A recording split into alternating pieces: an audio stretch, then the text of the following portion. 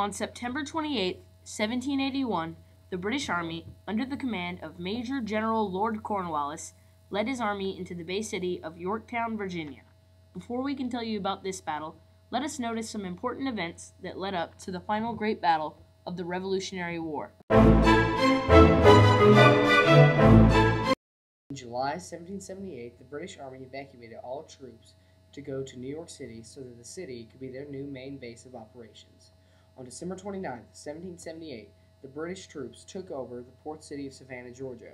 They held this city until their departure on their own accord on July 11, 1781. In July 1780, Rochambeau and the French army arrived in Newport, Rhode Island to join the Allied cause. Rochambeau would prove to be a huge member of the siege of Yorktown. On October 7, 1780, the Loyalist forces were annihilated at the Battle of Kings Mountain. On September 28, 1781, Cornwallis and his army enter Virginia. All these events led up to the interesting decision for Cornwallis to take his troops into Yorktown. The generals leading their troops into battle were Major General Lord Cornwallis for Britain, Major General of the Continental Army George Washington, and the French General Rochambeau, who was fighting with the Americans for freedom. At 5 a.m., the Patriot Army and their French counterparts left Williamsburg, Virginia, to meet General Cornwallis's troops at Yorktown. Washington had the American-French army organized into 3 divisions for the siege. 1. Rochambeau commanded the 7,800-man French contingent. They occupied the left wing or northwestern sector of the siege line. It consisted of 3 infantry brigades, a heavy cavalry corps, and a large artillery corps. 2. The American troops formed the base of the right or southern sector with 2 wings of 8,845 troops. These were divided into 3 divisions. They were commanded by Brigadier General Benjamin Lincoln and Major Generals Marquis de Lafayette and Baron von Steuben. Colonel Henry Knox was in command of the artillery, engineers, sappers, and miners. Colonel Stephen Moylan was in charge of the cavalry.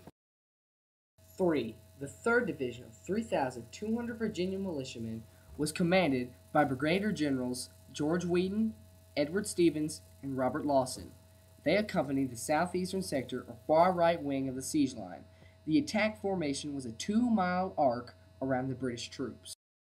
The British managed to camp out in Yorktown for 1 month without giving up, but by October 14, 1781, the combined forces of the French-American army had enough of the foolishness.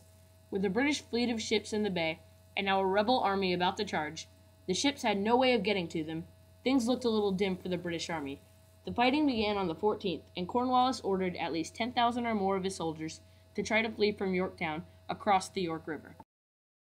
The battle was long and hard, for the tattered and beaten, also cornered British army.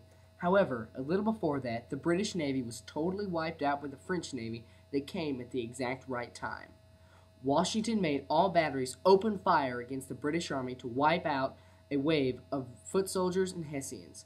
By the nightfall, the Allied forces had taken over almost half of British and other Also forces. that night, Lord Cornwallis made a legion of 350 men, commanded by Colonel Robert Abercrombie, to take out a small line of Allied cannons, or spike them. On October 16, 1781, the Allied forces brought in another line of cannons to hopefully seal the victory for the Allies. Washington made every living soul fire on the British for the rest of the night, and by the time they stopped, Cornwallis and his deputies made a final decision. Their predicament was utterly hopeless. Thus ended the last hope for the British Army, wrote Lieutenant Colonel Benastry Tarleton. On October 17, 1781, a drummer came with another man carrying Cornwallis's white handkerchief to say that they surrender. Washington told his second-in-command, Major General Benjamin Lincoln, to go and accept the surrender, for he had surrendered to Henry Clinton at Charleston, May 13, 1781. Cornwallis, who was reportedly ill that day, sent Brigadier General Charles O'Hara to surrender for him. It is reported that the British all laid down their weapons and played an old Scottish tune adapted called The World Turned Upside Down. On the same day of the surrender, a fleet of British ships, unaware of their surrender, comes to help the British Army, but sees that they are overrun with American soldiers. So they return home to New York, only to be taken prisoner of war in the port. This loss finally ended a horrible Southern campaign that was intended to get Loyalists to sign on to their cause. The final blow is that Marquis de Lafayette made Cornwallis and his remaining 8,000 troops / prisoner of war walk all the way back to Washington for a final trial and transport. After the battle. After a 6.5-year war, it looked as if the war was finally over. There were a few minor after-skirmishes, and only a few men on either side died. The day came that a treaty had to be made that signaled the end of the war and America's rip from greatness. The Treaty of Paris, signed on September 3, 1783, in Paris, France, signified that the war was over and that America was a free country.